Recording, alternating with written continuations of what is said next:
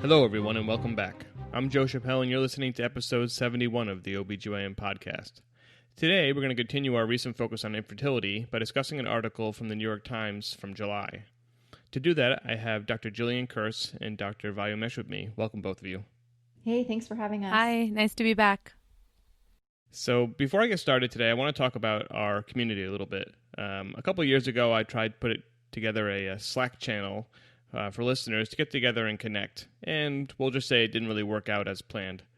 But since I am never afraid of failing over and over and over again, I'm going to take another stab at it and try to get us all connected, because there are quite a number of listeners from all over the world, and I do feel like there is an opportunity for us to connect, and it might lead to opportunities for research or collaboration, which I think would be great. So there's a new technology, or it's not really new, but new to me. It's called Discord. And it's been people have been using it a lot to set these communities up, and so I'm going to try one for ourselves. It's open to anyone. The link will be in the show notes. It's also on the webpage at www.obgyn.fm. Right in the top of the page says join the Discord. It's on app. It's on the web. It's on iOS. It's on Android. Whatever you want to use, and it's very simple to use. So if you're interested in that and connecting with other listeners, please check it out and join us, and we'll see if this takes off this time or if I fail again. All right, on to today's topic. So we're discussing an article, or we're using an article from the New York Times as a jumping off point for this conversation, and it's called The Fight for Fertility Equality by David Kaufman. It was in New York Times in July, and the link will be in the show notes. And the main focus on this is about fertility equality. And I kind of wanted to know what the definition of that was. And there's a nice little, summation of it, which I liked. And it's, quote, "The ability to create a family is no longer determined by one's wealth, sexuality, gender, or biology." And I think on the face of it, no one's going to argue with that statement, right? That sounds like equality. We all want equality for everything. But I do think it gets very complicated very quickly. And before we really dive into some of my questions about the article, I want to give you both a chance for a little opening statement on fertility equality and kind of the lens through which you see it. I mean, Jillian, obviously you're an REI doc, so I think that you're going to have a certain particular lens. So I'll start with you. Yeah, I mean, I think this article was really exciting because, as you mentioned, it's focused on the LGBTQ community, but the ideas are broad and can be applied to opposite sex couples also who just have poor access to fertility services for whatever reason, most likely financial in nature. But the concept of fertility equality is an exciting one and something that we're really far away from still, even though it's been understood for quite some time that infertility is in fact a disease. We still only have, a handful of states that actually mandate insurance coverage for IVF services, and we'll get into all that in the future. But I do think it's an exciting topic that we are still pretty far away from achieving here in the US. I don't think anyone will argue on that, and we will get into some of those specifics as we get into it. Vi, how about you? So actually, jumping off of what you just said, I echo that sentiment. I think as a resident, you take care of Medicaid patients primarily in clinic, and we have several REI clinics that we attend and have Medicaid patients come to. And I can tell you it's very frustrating to have a natural halt in what we're able to do for them, because we get them testing, we get them worked up, we even diagnose them, and then when it comes time for the actual plan and treatment, oftentimes there's a natural barrier in terms of access, especially because a lot of these procedures are not covered. And so from a resident perspective, it is hard because patients know that there's more that they can't get to, and I have no means to be able to offer them anymore. So I definitely think what you said resonates with me a lot.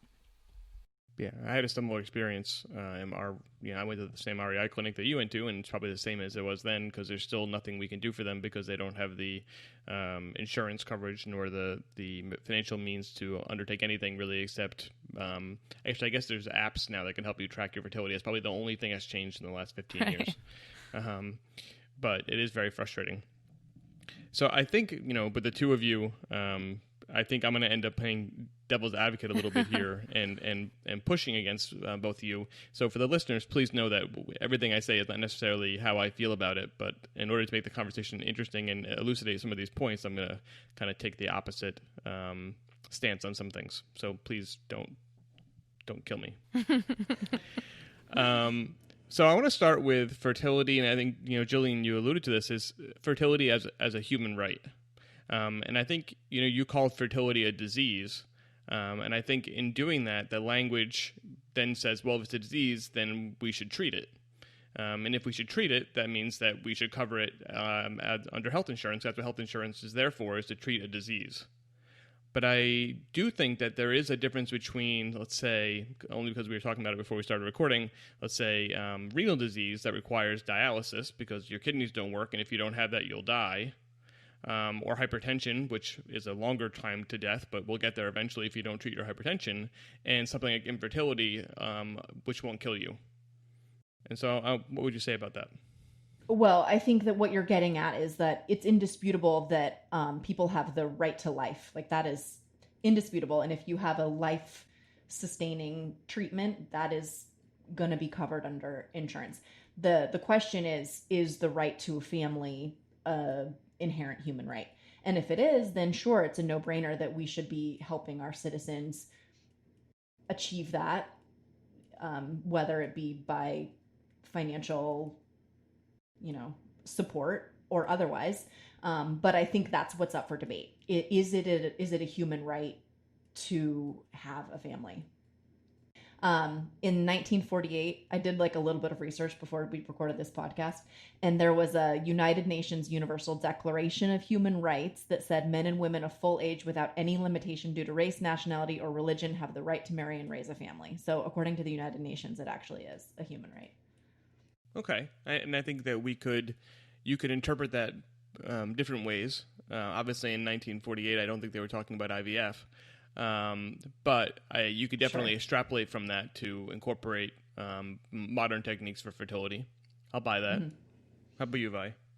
So I guess one other way to look at it is defining treatment as how it improves people's quality of life.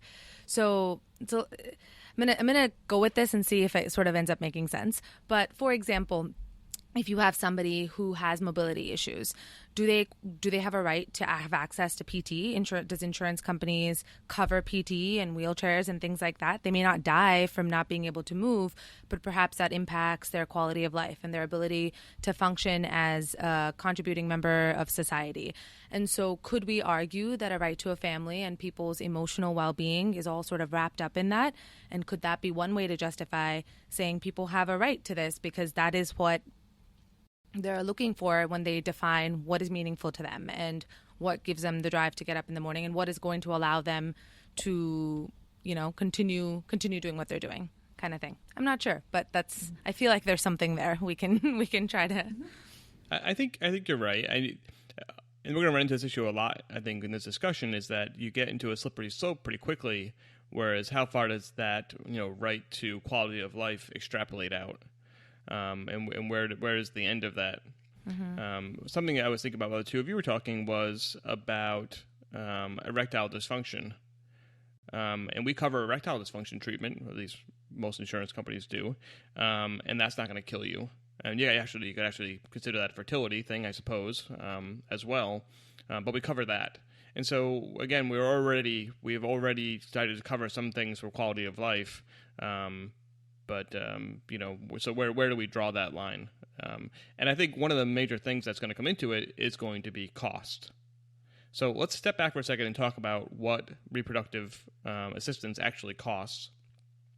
And then we can talk about how we incorporate that into, if we should, or if we're going to incorporate that into our decision making. So how much does an IVF cycle cost? According to a few sites online I could find, the average cost per cycle is about $20,000, give or take, $5,000 maybe, depending on where you get it done. And there are some places, there's a place upstate in New York and Albany that does it much cheaper than that. And there are some places you can go to do that, but there's only a few. But for most places, it's $20,000. And the median number of cycles that a couple needs to get pregnant is 2 cycles. So you're talking, per pregnancy, you're talking about $40,000. So that's not an insignificant amount of money, and it's probably a lot more expensive than the treatment for erectile dysfunction. And so what do you guys think? Do you think that we should be incorporating the cost to society to cover this, or not?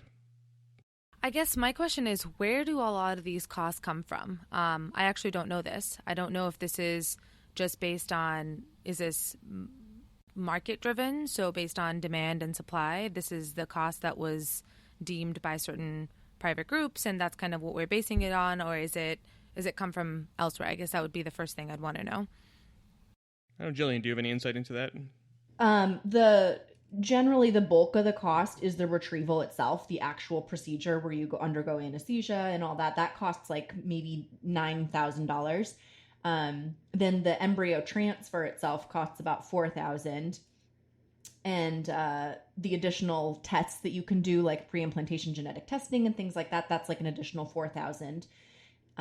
So all of these add-ons add up to be about $20,000 if you buy like the full package. The drugs alone are about $5,000 to $6,000. So a lot of it is, when somebody does have insurance coverage for IVF, it still won't cover the cost of the medication. So even if somebody has IVF coverage, sometimes just the cost of the medications is prohibitive. Sort of, I think, a more conservative answer to this is, yes, ideally, if we could eat the cost of this and provide this, that would be the best case scenario. But I get that, that is the idealistic answer. I think a more practical one that would seem reasonable to me is do it in somewhat of a graded fashion. Like I do know we have a little bit now. So saying, almost like requiring a prior auth, so saying you need to try X, Y, Z before we get to this. And if there was a way to do that without it becoming inefficient, perhaps that would be a more reasonable way to approach eating the cost of this, to make sure that people are not jumping to the most expensive option without, actually trialing. Well, that already is in place. So at least from my experience, most insurance plans require you to go through, if you're less than 35, require you to go through 6 oral medicated cycles before they'll even cover it. So they do force you to do a conservative course before jumping right to it. If you're greater than 35, they'll short it, or they'll cut it down to only 3 months. Mm-hmm. So that is built into the system. Yeah, and we'll get into a little bit in a minute about the different insurance techniques that are used in the different states. Just to give us a couple more numbers. So in 2017, so it's 3 years, data is old a little bit, there were 284,000 cycles done in the U.S. in a year, of which there were 78,000 deliveries. So that's actually about 3 cycles per baby there. But so if you take 284 and you multiply it by 20,000, you're 20,000, you're talking about a lot of money. And that adds up very, very quickly. And so I guess that's a good time. Why don't we go over the what the different states and how they do it. I'm not going to go through all of them, but I'll go through a couple. Currently, I believe there are 17 states that have laws pertaining to infertility coverage, and 9 of those states have laws that mandate IVF coverage in some form or another. Let's talk about a couple of them. So here's Connecticut. Connecticut, the law includes both individual and group health insurance policies and includes coverage for things like IUI and IVF. They do have some exclusions. You have to be under the age of 40, and they only pay for a lifetime maximum of 2 IVF cycles. So the average couple was 2.7 IVF cycles per live infant. So you're already talking there that for a lot of women that may not cover the whole thing. Delaware includes up to 6 IVF retrievals and an unlimited number of transfers from those retrievals. Retrievals must be complete before the age of 45 and transfers before the age of 50. And if the employer has less than 50 employees, they're exempt from the requirements. I'll give you one more, which is Maryland. So coverage in Maryland is limited to 3 IVF attempts per live birth and a lifetime maximum of $100,000. Wow. Yes, so that's pretty generous. Yeah. Must be able to get pregnant via less expensive treatment options. So I guess I think it means must be not able to get pregnant. must have at least a 2-year history of infertility or have infertility caused by endometriosis, blocked or surgically removed fallopian tubes, not voluntary, abnormal male factors or fetal exposure to a DES, which is not that common anymore. And then there's a couple other things. For same-sex couples, there must be 6 previously failed attempts of artificial insemination over the course of 2 years or have infertilities related to one of the conditions listed above. Now, let's take that opportunity, because that's a nice segue into the paper, into the article a little bit. So they're talking about same-sex female couples. And then the article really was from the point of gay men. I think you can argue that a lot of the articles about this was that for gay men, artificial insemination is not an option for obvious reasons. And so the only thing that you can really do to make that equal is to do surrogacy. So do you guys have any idea how much surrogacy costs? It varies, I think, but it can be upwards of, like, all in all, $130,000 or something like that. Yeah, oh so God. the conservative I got was like 90,000, and the highest I saw was 150,000. And it does depend on state. In some states, up in New York, actually, until recently, it was illegal to be a surrogate. It is now not illegal. That was passed during COVID, and so basically everyone missed it. So in some states, it's still not legal, and it does cost a lot of money. So you're talking, let's say it takes 2 cycles to get pregnant with IVF, you're talking $40,000. But for a surrogacy, you're talking to $100,000 to $150,000. So it's a big difference in cost. So anyway, I guess, there's no right answer to any of this conversation. So let's say you guys are designing an insurance thing, right? You don't want to bankrupt your insurance, right? But you do want to cover some of this, like some of these states do.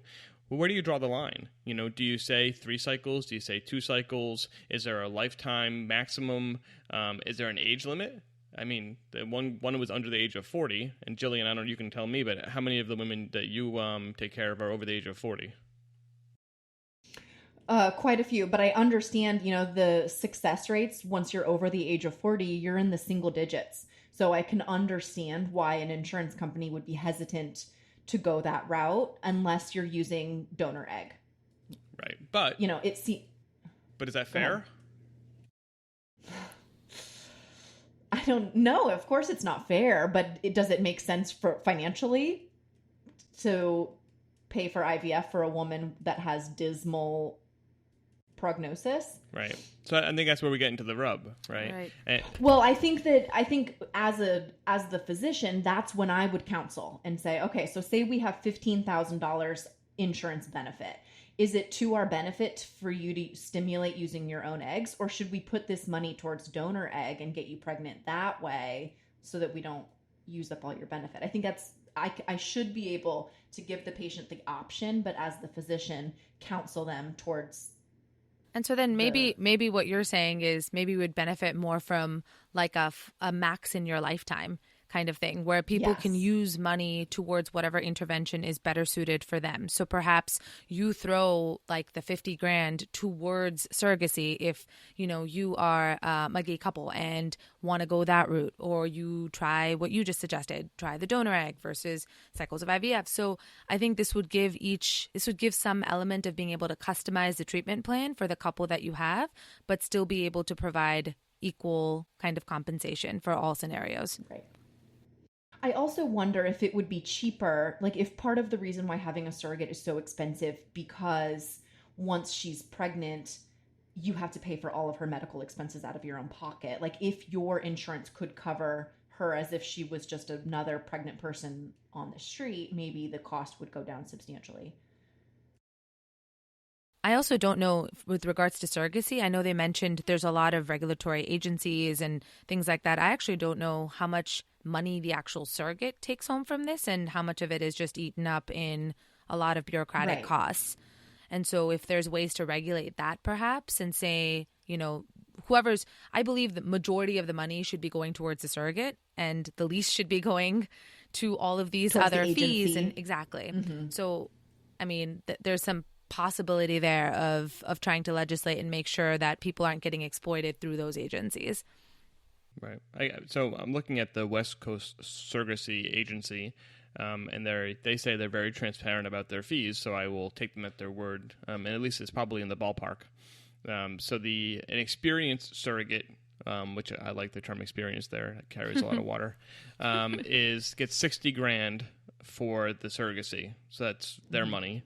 The extra $5,000 if it's twin pregnancy, extra $10,000 if it's triplets. Oh my god! Extra $3,000 if they have a cesarean or need a cesarean, and they can get paid $10,000 if it's a canceled cycle, if they need an amniocentesis, CVS, if there's a fetal reduction, termination of pregnancy, loss of reproductive organs. So I guess if they have a hysterectomy, and ectopic pregnancy or other occurrences, and then the rest of the $40,000 goes to screening costs, legal fees, mandatory psychological support for the surrogate, and then other costs paid by the parents, health insurance and things like that. But the surrogate herself is getting $60,000, which, what is carrying a human fetus to delivery worth? I don't know. I don't know how you put money on that, but $60,000 out of the $100,000 seems not that bad considering everything else has to be paid for as well, including the health insurance. Right. Mm-hmm. Yeah. But this place is very transparent, and so therefore they're probably, you can assume that they probably pay their people more than other surrogates get paid. But so I'm not going to extrapolate that across the country. So let's take that to this gay couple that's in this article here. So you guys think that insurance should cover $100,000, or let's say you're going to make your lifetime limit $50,000 or $60,000 or whatever it is. You think that people should be able to use that for surrogacy? It sounds like at least Vai, you're saying yes. Yes. So sorry. Can you repeat the question? I just Yeah, so we were talking about, making a health insurance thing where you get a maximum lifetime benefit of. Yes. We're designing our perfect instrument here, right? Right. Yes. So you think you should be able to use that for either IVF or donor egg, or you can use that for surrogacy? Yes. I mean, mind you, I'm not going to make the most money in this insurance practice that I'm building, but I think if it were up to me, that is absolutely the way I would design it. Because I think that gives people like Jillian the ability to counsel their patients to best utilize their resources in the most appropriate way. And it should be different for every couple, same sex, not same sex. Every couple is going to have different needs and different issues. And I think this would be the best way to allow us to customize that treatment plan. Jillian, you feel the same way? I mean, I do. I think, like you said, it doesn't make for the best conversation if we're just agreeing with each other the whole time. But I actually agree. I agree. All right, fair enough. So, I mean, the other angle we haven't talked about yet, and I think you sort of brought it up, is there a way of making, especially, let's leave surrogacy to the side for a second. Is there a way of making IVF cheaper? Right? Yes. And I think there is a push towards doing that to improve access in lower income countries and things like that. There are trials underway, some of them being like more gentle stimulation, because a lot of the cost comes from these expensive injectable medications. So if we can do combinations of orals with injectables, maybe that make it cheaper. There's also something called InvaCell. Have you guys heard of that? Mm-hmm. So it's a way to have the embryos be incubated inside of a capsule that's held in the vagina for 5 days, as opposed to being in the lab. So a lot of the cost of IVF also comes from paying for the embryologist to be babysitting your embryos and checking on them every day and giving them a graded score on day 3 and, all that stuff. So this takes that cost out of it. You put the capsule in, combine it with the sperm and the eggs, and then 5 days later, you open it up and see what you have and you transfer whatever you have at that point. So there is definitely stuff on the horizon to try and make IVF cheaper. Yeah. I think, there are certainly, like you said, fixed costs. We recently built a new IVF lab. We took on an IVF group, and I won't tell you exactly what it costs, but I will tell you that it cost a lot of money, and that they will be paying that off for a long time. And when you have a fixed cost like that, you have to price the treatment to cover that cost, right? And also your rent and all the other things that go into running a business. And of course, as well, maybe not everyone knows, but REIs do tend to make a decent salary as well. So there is that component of it. Mm-hmm. But I would say, as in most things, although physicians do tend to make a lot of money, including, OBGYNs make good money too, just regular generalist OBGYNs make good money. That is, if you look at the percentage of the cost of anything, the physician's salary part of it is usually not the driving component of it. In this case, it's certainly all the equipment and the embryologist and all the stuff that goes into it. So, if we could make it cheaper, if we could... I don't know. Do you think there's a role for? I think the answer to this is no, but I'll let you guys tell me that too. Do you think there's a role for like a government-run IVF center that can somehow maybe do it cheaper or for these low-income or people with less means? Do you think there's a role for that? Would it actually make any difference? I mean, that almost sounds like separate but equal that won't be equal. I think like anything that's specifically targeted to serve the lower income, it may not be I feel like that's inherently unfair that you would corral the lower income population to a specific clinic designed to provide cheaper care. It may not be the best care. I feel like the better way to go about it is to bring them up to the level that they get to go to the place where the wealthy white people can afford to go. I don't think it's right to set up a government-run facility, if that makes any sense. And also, I guess the question would be, what is the government facility doing that allows them to operate at a lower cost? Is it just is it, as you said, picking treatments that may not be the best or, doing treatment modalities that may not be state of the art? Or is it that they are subsidizing it in some way? Is it because they're operating with lower overheads? I would imagine if there was a government center that was doing it more efficiently, there's no reason why a private company could not try to mimic that model if indeed the treatments were equal. Right, and that's what I think is in my head, the treatments would not be equal. Yeah, that's probably true. I also think I agree. I think there's an ideal world of which we are, the three of us, envisioning and trying to create in our podcast here, which I'm sure will go far. But there's also the stark reality that we still have millions of people in this country that don't have health insurance at all, or have, Obamacare of some sort, which is usually pretty terrible with high premiums. And so they don't have access at all. And so, again, we get into this question, this gray ground of, is it worth giving them something that maybe is slightly inferior to what you can get if you're a rich white couple, versus have nothing at all? If we're living in a not perfect world, of which we are. And I'll buy the answer no, by the way. I think no might be the answer to that. But I'm not 100%. I mean, I guess, yeah, it depends, as you rightly said, it depends on what our bar is. Like these patients I'm seeing in my REI clinic, I guarantee you they would all take something over nothing, because right now it's nothing. They can't even get Clomid. Exactly. Literally. So for them, yeah, I mean, they are so desperate to want to make this work that the answer would be undeniably yes. So, yeah. And I have to say, to do an IUI does not involve complex equipment or expensive supplies or anything like that. So that would be an easy thing to be able to provide people at a pretty minimal cost. That's a good point. You know what? I'm going to go off script here for a second because I want to talk about IUI for a second. Because this is something, if you go back 20 years, maybe even longer, all the private guys did IUI, right?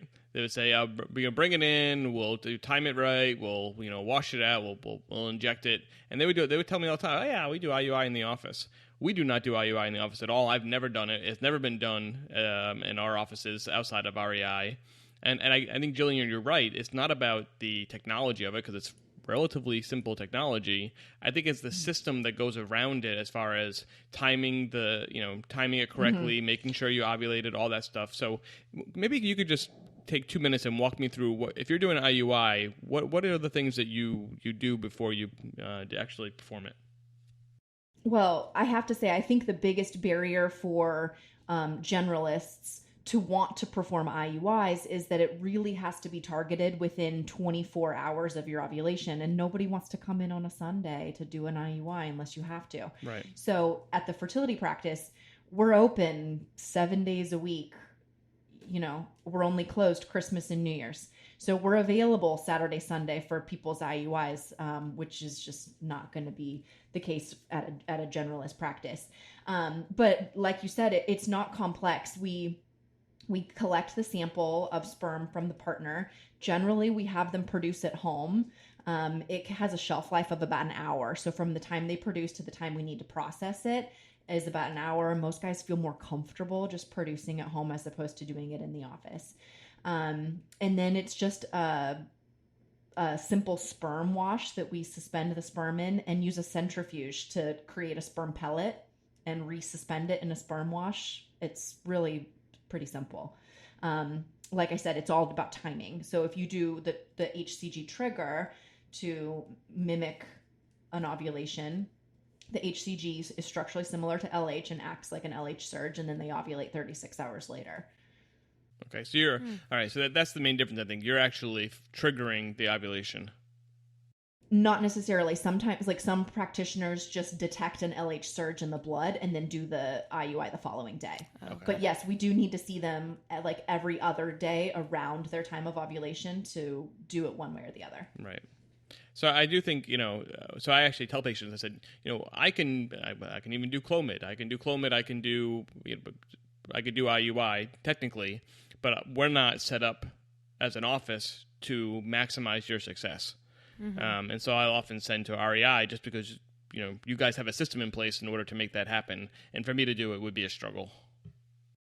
Right. And that most recent practice bulletin on unexplained infertility basically says, in the setting of unexplained infertility, doing empiric Clomid is not giving them any advantage unless you're combining it with an IUI. Correct. I read that as well. So I guess let me take it a step further then, because we're about reducing costs. We talked about overhead, right? You have your lab that you work in, your office has a lab, and you have fixed overhead for that lab. And so every patient that you are seeing who's not utilizing that lab is costing you money. Right, because you're paying for the embryologist, you're paying for the electricity, the freezers, you're paying for all that stuff regardless of the patient using it or not. Sure. All right. So if we could divorce IUI from an REI's office who has to pay all that overhead, we might be able to reduce the cost of IUI. Totally agree. Okay. All right. Anyway, it's food for thought for another day. Yeah. All right, so I know Jillian wanted to get to this. So let's talk about the back to the article. So the article, went through this whole thing about equality based on gender, wealth, sexuality, biology, and again, they were saying, if you are a female couple, you can do IUI, artificial insemination, and if you're a heterosexual couple, you have lots of options. But if you're a gay male couple, you can't get pregnant. So what do? You really can only do surrogacy. And so they spend some time talking about that in the paper. But then they get to this, I guess the rebuttal to this from these feminist groups is that essentially using women as a surrogate is exploiting women and anti-feminist. And we chatted a little bit before we started recording. So I kind of know what you're going to say already, but I'll start with Vi because I think that Jillian is more passionate, so we'll save her for the big gun. I mean, I honestly think that it's empowering. I firmly believe that giving women the right to utilize their bodies in whatever method that they see fit, and if they get compensated for it, I think that's empowering. I mean, yes, the natural argument is, what do you think about prostitution? Personally, without getting too much into that, I think it should be legalized. In the same way, I think that if you want to use your body and sell body products, as long as you are well counseled, you are of sound mind, and you are not doing it under undue influence, which is where the slippery slope comes in, you should be allowed to do it. And I actually think women who opt to be surrogates, a lot of them enjoy doing it. They find their experience rewarding. And at the end of the day, even if they end up doing it for money, as long as I said, they have been counseled and they understand what they're getting into, it is their right. And I firmly believe we should respect that. Yeah. Jillian's going to talk about women's right to her body, and then this. So I'll let Jillian talk about that, and then I have some rebuttals to both. Go ahead. Okay. Well, I just think it's a little bit contradictory that the women's rights advocates have fought so hard to defend Roe v. Wade and defend a woman's right to make decisions about her reproduction. So it just seems condescending to say a woman has a right to choose to terminate her pregnancy, but she would be unfairly coerced if she were allowed to receive payment for being a gestational carrier. It's like being compassionately prejudiced. It's like it bothers me that they wouldn't have enough faith in a woman to make decisions that she felt was right for her body and for her family and things like that. It irritates me. Yeah, I agree with you, but I'm gonna again give devil's advocate just for the point of conversation and I think this is where they're getting at. I don't think they truly believe that they should be able to tell people they can't do this. I think what they're really railing against is the inherent economic equality in our society, around the world, but also very much in the U.S., that forces people into a situation where they think that getting paid to be pregnant is a good thing. Because, how many rich white women are going to be surrogates? Very few. Very few, right? And so we really have this economic inequality that forces people to be prostitutes, to sell their blood, to sell their sperm, to, if we allowed it, to sell their organs, to sell basically rent their uterus out for 9 months. And is that really something that we want as a society, is to have people who are so destitute that they feel that the only way they can survive is by selling a portion of themselves to survive?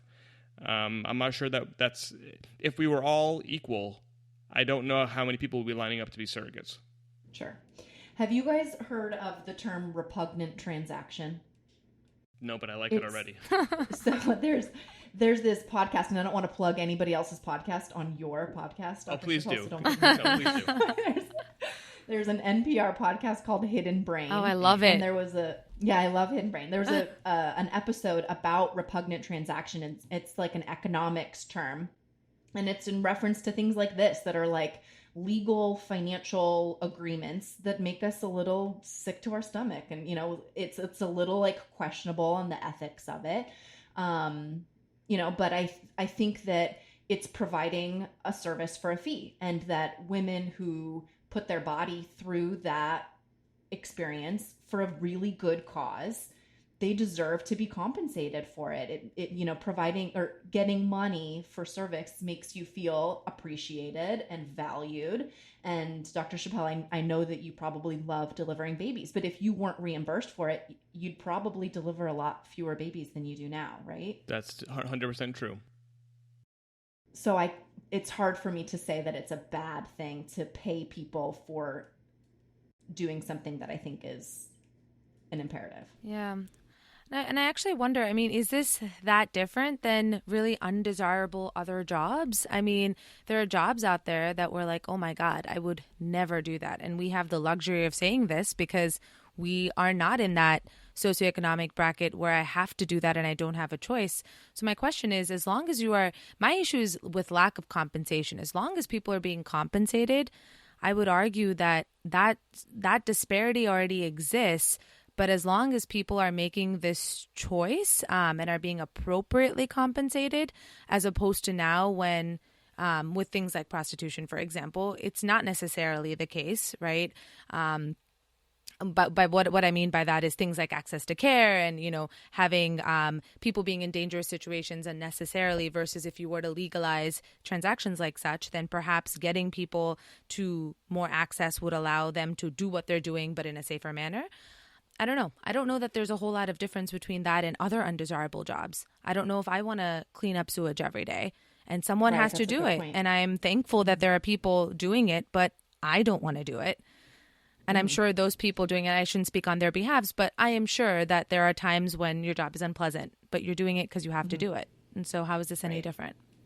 Right. I think that I hope the agencies are doing a really good job with their psychological screening and making sure that they're choosing appropriate candidates and that this person doesn't feel coerced unnecessarily. And hopefully screening for some like human trafficking. Exactly. Risk factors and things like that. Yeah. I think to bring it back around for me to say how I really feel is I am concerned about the economic inequalities in our society that do lead people or force people, depending on how strong language you want to use, to pursue any of these risky jobs. I mean, whether it be cleaning up sewage or prostitution or being, a lumberjack, which are all dangerous jobs. I would like to make that more equal. However, I do not think that should be an excuse to rob people of their agency to be able to decide what to do with their body in a way that's not harming other people. I mean, by being a surrogate, there's no harm to other people. So it's not like we have to like police that as a society to say, okay, you can't do that because it hurts the rest of society. It's really just their body. And I don't feel like I should ever be in a position to tell someone what they can do with their body. As a women's rights advocate in general, but as a human rights advocate in totally, I certainly shouldn't get to tell people what to do.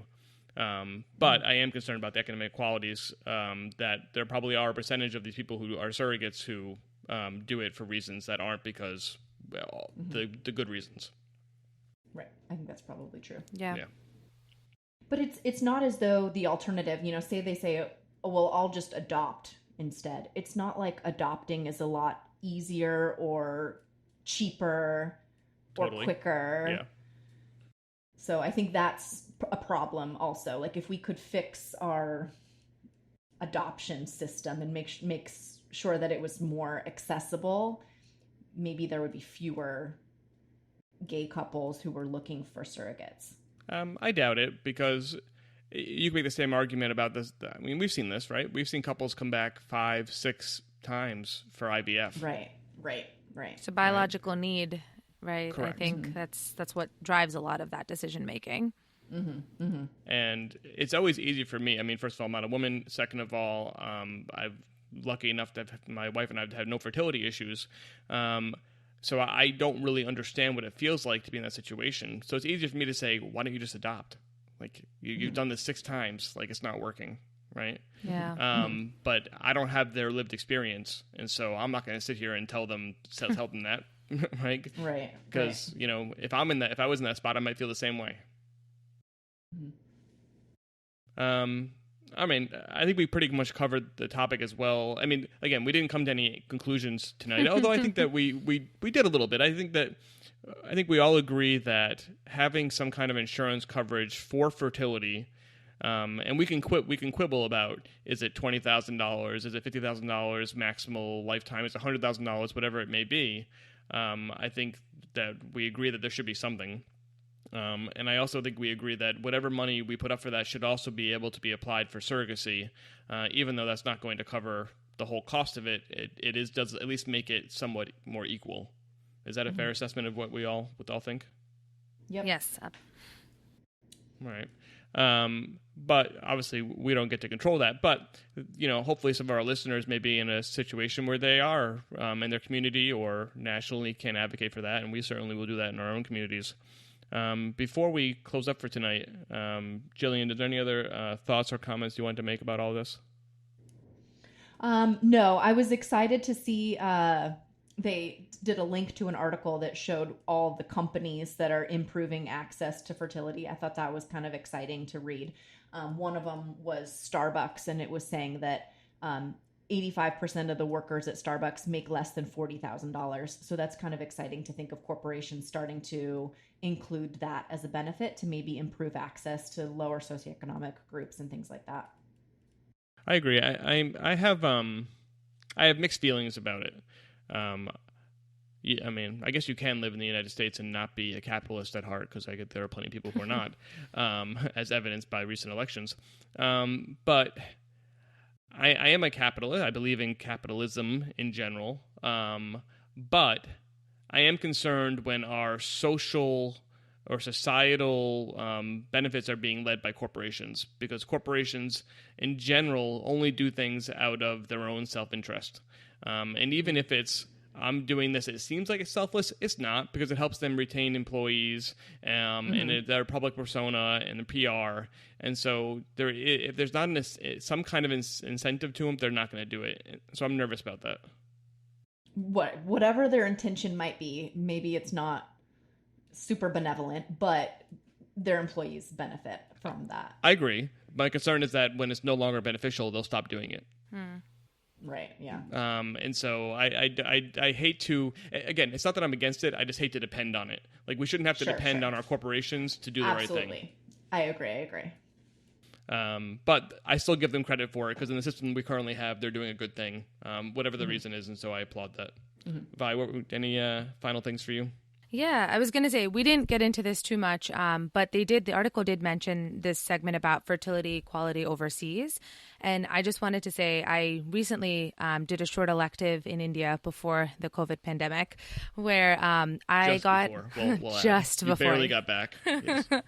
But I actually was very taken aback at how much demand there is in terms of trying to provide access to IVF and things like that in a lot of India's population. Without getting too much into it, I mean, there's no real insurance coverage issues in India. A lot of it is just pay out of pocket. And so a lot of families in the lower middle class cannot afford basic healthcare, let alone IVF. But a lot of your merit in society is dependent on your ability to procreate. So it's just shocking to me. I thought, sort of these resources were not on people's radars internationally. And my limited time in India definitely proved or showed me otherwise. So I think there's a lot of stuff happening abroad too, which would one day be very interesting to look into and get into. And maybe even mimic some of the models that have been well developed internationally, because they're maybe even ahead of the U.S. in that regard. Definitely. The percentage of live births in Denmark that are attributable to IVF is like 6%. In the US, it's like 1.6%. So there's definitely some of those Scandinavian countries that really have it figured out. Interesting. I mean, do you think that is something to do with the relative education levels in those countries where women are delaying childbirth later, and so more people are seeking IVF? I don't know what it is. That could be, though. That's a good argument. Just a thought. I know, especially in Norway, and Oystein could probably tell us, but the rate of higher education in those Nordic countries is much higher than at least here in the U.S. But it wouldn't surprise me also if they have a higher success rate with IVF just on the basic numbers. I didn't intend. I didn't intend a lot this year because COVID basically took half the year away. But I certainly didn't intend to focus on fertility this year. But I think that we might make it a little bit of a focus this year, because I do think there are a lot of issues around it. I think it's a very interesting subject, and I do think that we probably have more topics to cover this year on fertility, from basic infertility workups, which Jillian did for us last month, to maybe some more advanced stuff about how IUI works, about how IVF, how the actual egg retrieval works and the rates of success. Because I think the better informed we all are, even as general OBGYNs, the better we're able to counsel our patients and direct people to the right place. So I think you'll be hearing more about it, and as long as Jillian accepts that challenge. Yeah, I'm game. Okay. All right. Well, I want to thank you both for this very interesting conversation. Like I said, I think we're going to have more of it.